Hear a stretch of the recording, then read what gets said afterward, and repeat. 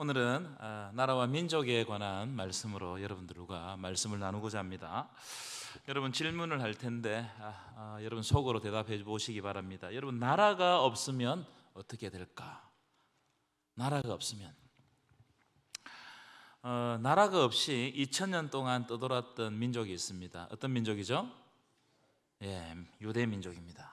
유대 민족은 나라가 없었기 때문에 1948년 지금 팔레스타인에 들어가기 전까지 거의 2000년 동안 떠돌이 생활을 했습니다. 이것을 성경에서는 이방인 또는 거류민 또는 섞여 사는 무리 이렇게 이야기합니다.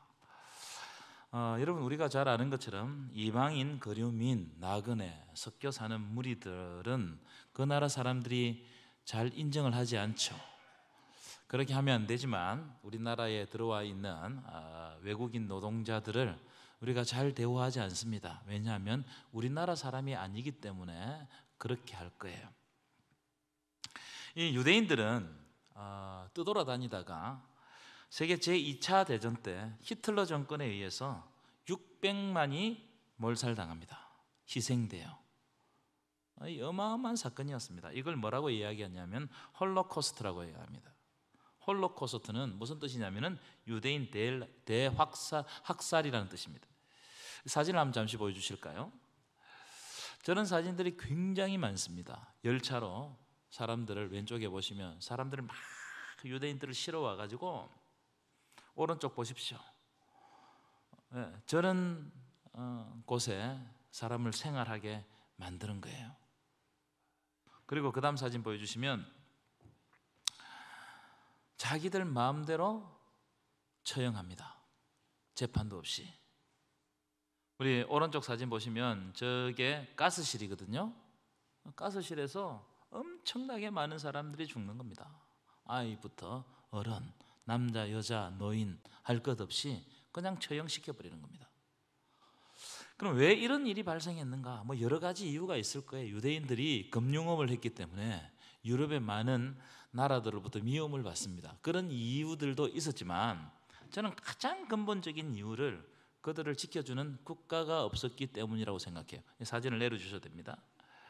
국가가 없으면 우리를 안전을 보장 못한다는 겁니다. 그래서 저는 아주 학살이 일어날 수밖에 없어요.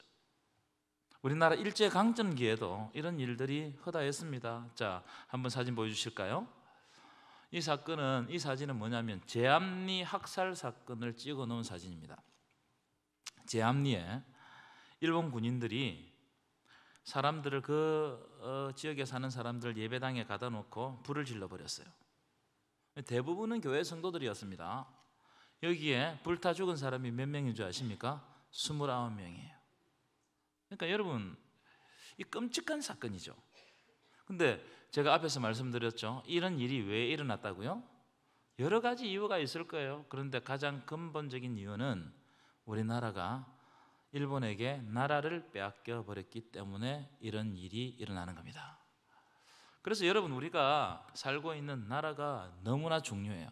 우리는 고마운지 모르고 그냥 살아가지만 우리가 이 땅에 살아가고 있는 것이 감사합니다. 아멘이십니까? 너무나 중요해요. 자, 그 다음 사진 보여주시면 나라가 없으면 떠돌이 생활을 합니다. 지금도 이런 사람들이 굉장히 많습니다. 저 사진은 보트 난민 사진입니다. 저 보트에 사람들이 빼곡하게 있습니다. 저 좁은 보트에서 먹고 자고 다 하는 거예요. 먹을 것이 없으니까 어떻게 합니까? 환경단체나 저런 구제하는 그런 단체들이 헬기나 이런 것을 통해 저기에 음식을 떨어뜨려 주면 먹고 사는 거예요. 그런데 불쌍하죠. 그런데 저런 배들이 안전하지 않잖아요. 그럼 어떻게 되느냐?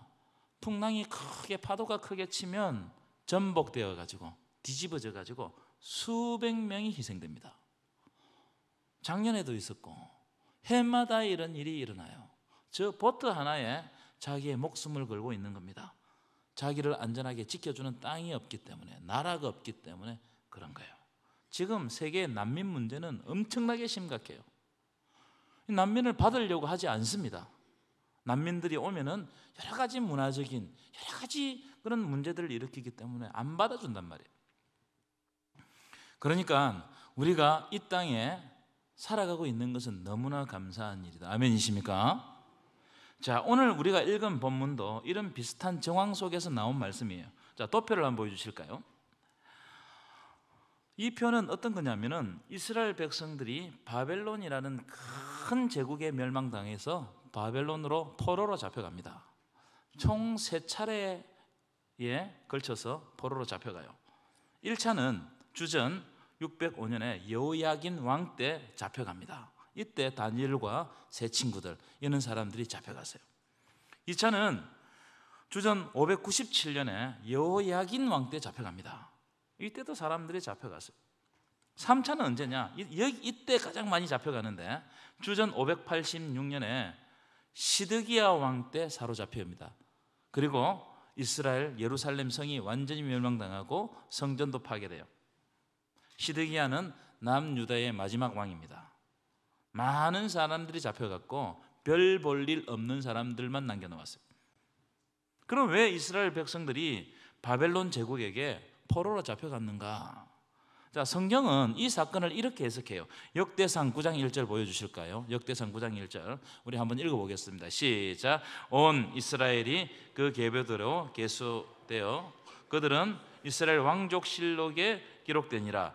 유다가 뭐함으로? 범죄함으로. 하나님 앞에 범죄함으로 말미암아 어디로 사로잡혀갔다고요?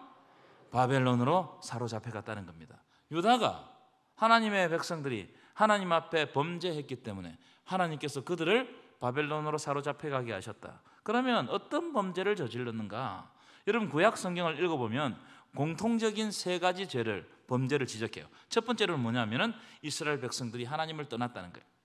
그래서 하나님의 말씀에 순종하지 않았다. 하나님의 말씀을 중요하게 여기지 않았다는 겁니다. 하나님의 말씀을 중요하게 여기지 않으니까 하나님의 약속을 잊어버리는 거예요. 하나님과 맺은 약속을 잊어버리는 겁니다. 약속을 깨뜨려 버렸어요. 그러니까 하나님과의 관계, 하나님과 하나님 백성과의 관계가 깨어져 버린 겁니다. 아담과 하와가 선악과를 먹음으로 하나님의 말씀에 불순종했죠. 그러니까 하나님과의 관계, 하나님과 하나님의 백성의 관계가 깨어지는 겁니다. 그래서 이 아담과 하와가 어떻게 하죠? 하나님을 피하여 숨는 거예요. 이게 죄의식입니다. 하나님을 자꾸 피해서 숨는 것, 하나님 말씀 앞에 서지 못하는 것, 하나님을 만나지 못하는 것, 이게 죄의식입니다. 두 번째, 하나님을 떠나니까 어떤 현상이 벌어졌냐면은 이 백성들이 우상을 숭배하는 겁니다. 가장 많이 숭배했던 우상이 바알입니다. 바알, 아세라, 밀곰, 몰렉은요 사람을 바치는 신이에요. 자기의 자녀를 바쳤습니다. 불에 태워 제사를 지내는 그런 신을 이스라엘 백성들이 섬겼단 말이에요. 그러니까 하나님께로 돌아오기가 더 힘든 거예요. 하나님의 말씀을 지키지도 않으니까 하나님께 돌아오기도 힘들었는데 우상을 따라가니까 하나님 앞에 돌아오기가 더 힘든 거예요. 세 번째, 그들이 하나님을 떠나서 우상을 숭배하니까 그들의 삶이 선한 삶을 사는 것이 아니고 악한 삶을 살아, 그들의 삶이 무너지더라는 겁니다. 그래서 그들의 삶을 살펴보니까 재판을 자기 마음대로 하는 거예요. 재판을 구부러지게 하고 가난하고 소외된 자들을 보살피지 않고 오히려 가난하고 소외된 자들을 압제하고 뇌물을 받아먹고 하나님의 공의가 드러나지 않더라는 겁니다. 여러분, 이런 나라는 망해요. 이런 나라는 망합니다.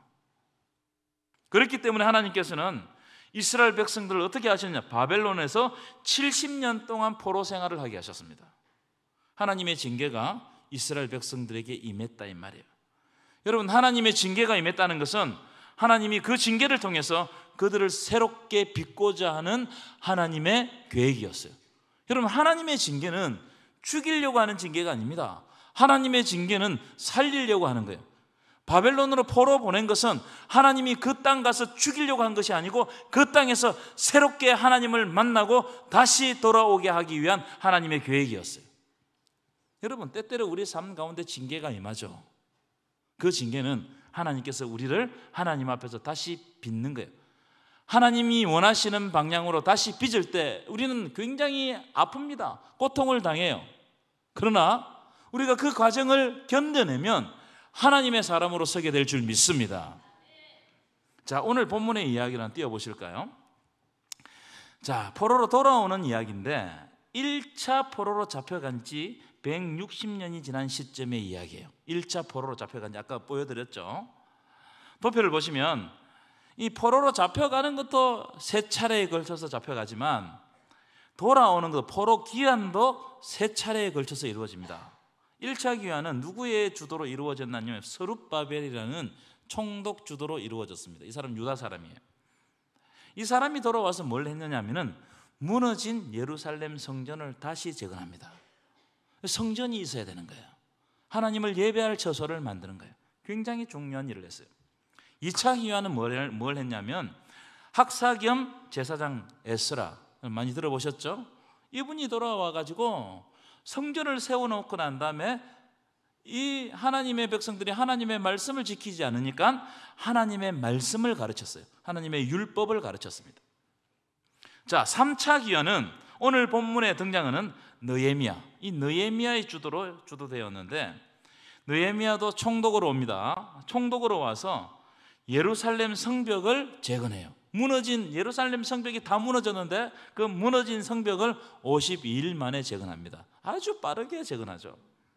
그래서 이 무너진 성벽 재건 이야기가 참 많습니다만은 오늘 시간이 없어가지고 그 이야기는 할 수가 없습니다. 자, 오늘 본문의 내용은 이런 내용입니다. 느헤미야라는 사람이 페르시아 제국 아닥사스다 왕의 술 맡은 관원장이 되었어요.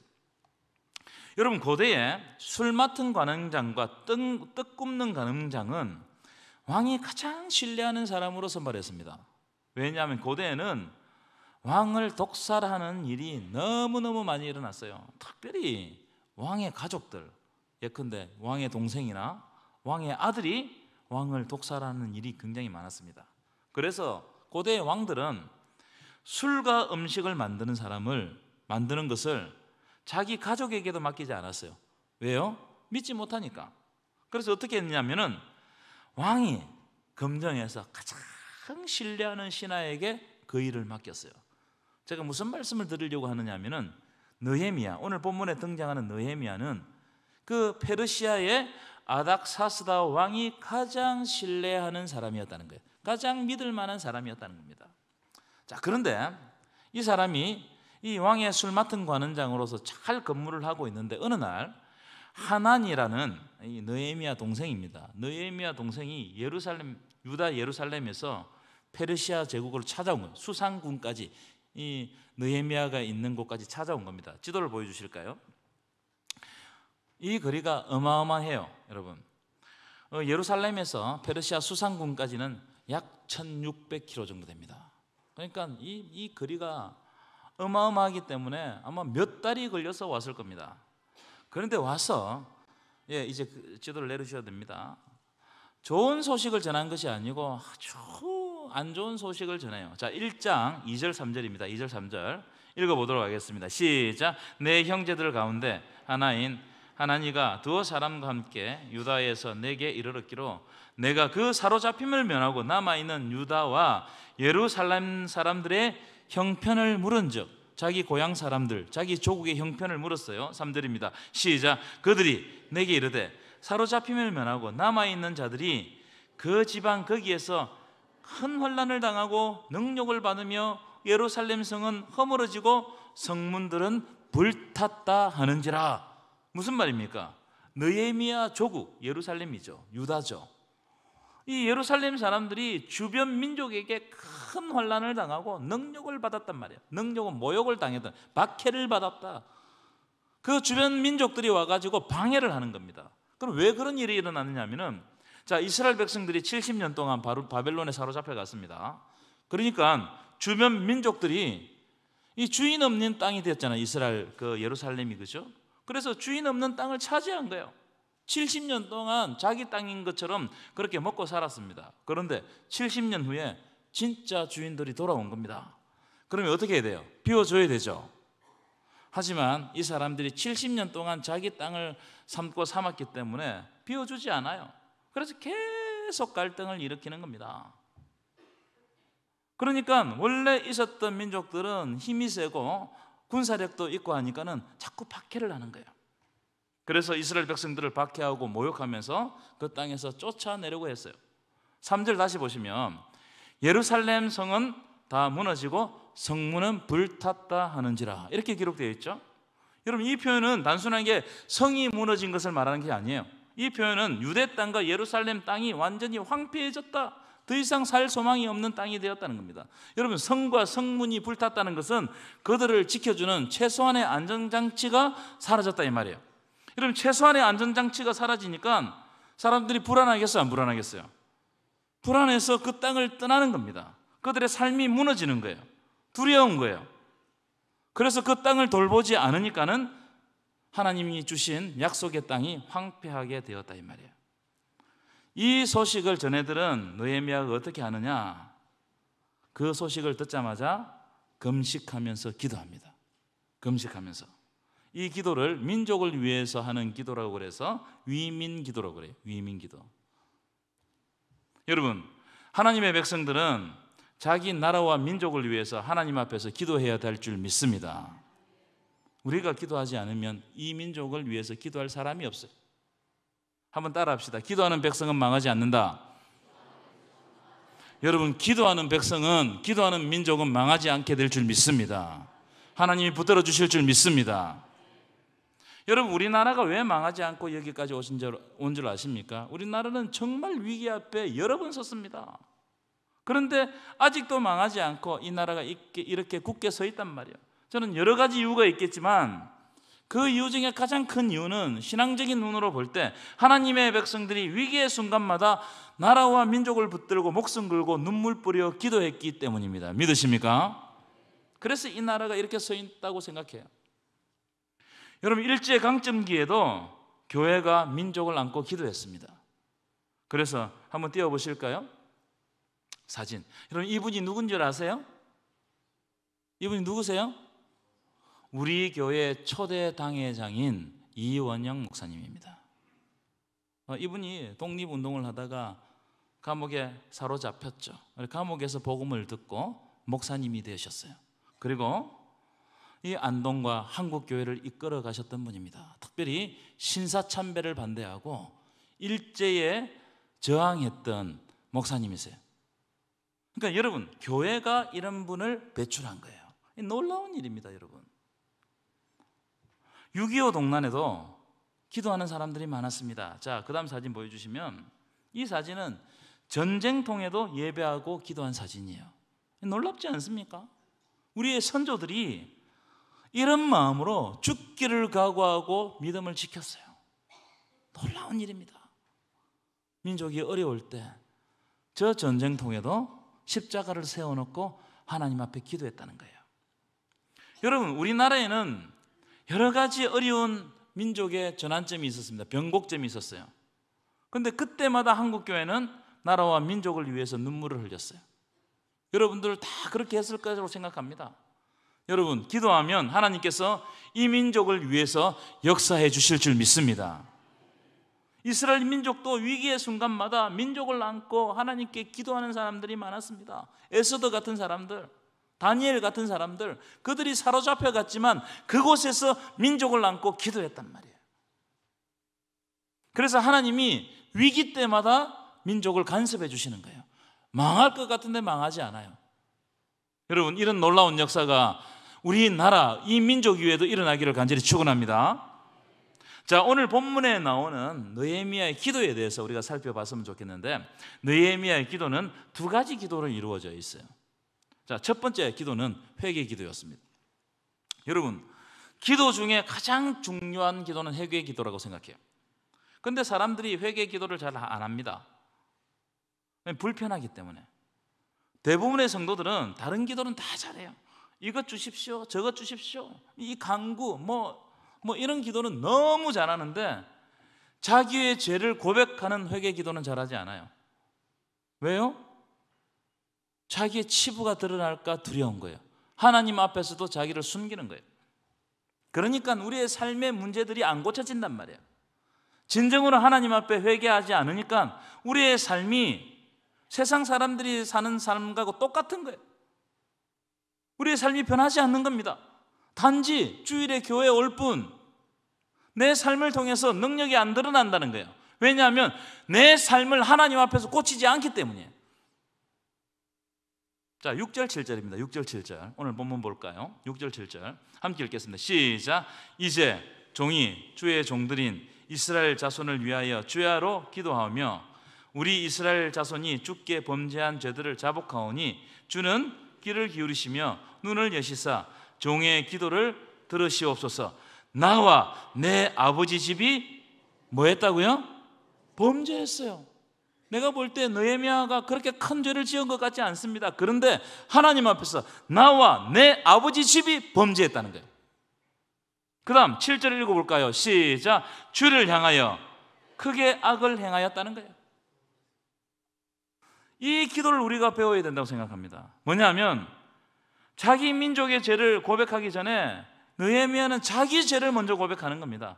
나와 내 아버지 집이 범죄하였습니다. 7절 보시면 주를 향하여 내가 악을 행하였습니다. 내가 주의 종 모세에게 명령하신 계명과 율례와 규례를 지키지 아니하였나이다. 내가 하나님의 말씀에 순종하지 아니하였다는 거예요. 느헤미야는 남을 보지 않았어요.